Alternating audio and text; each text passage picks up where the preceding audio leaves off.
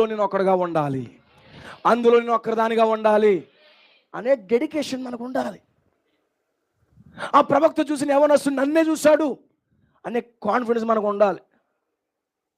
ఆమేన్. ఏదో చర్చ్ కామర్స్గా మనం ఉండడానికి కుదరదండి. చర్చ్కి వచ్చి వెళ్ళిపోయేవాళ్ళుగా మనం ఎంత మాత్రం ఉండకూడదు. నా ప్రియ సోదరి సోదరులు గమనించండి, బైబిల్ ప్రారంభం నుండి చివరి వరకు యవనస్తుల్ని దేవుడు వాడుకున్నాడు. వారే దేవుని వాక్యము కొరకు బలంగా నిలబడినవారు.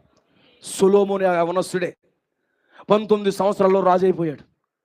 చిన్న వయసులోనే రాజు అయ్యాడు. కానీ దేవుడు ఆ వ్యక్తిని పైకి లేపాడు. ప్రపంచమంతా కూడా అతని వైపే తిరిగేలాగా సంసోను బ్రతికాడు. ప్రభువా, నీ జ్ఞానం నాకు ఈ ప్రభువా, నీ వాక్యము నాకు బయలుపరచు, నీ వర్తమానం నాకు బయలుపరచు. నాకు డబ్బు వద్దు, ఐశ్వర్యం వద్దు, నాకు రథాలు వద్దు, నాకు కార్లు వద్దు, నాకు బిల్డింగ్లు వద్దు, నీ వాక్యం నాకు కావాలని అడిగాడు. 19వ ఏట అలాంటి ఆలోచన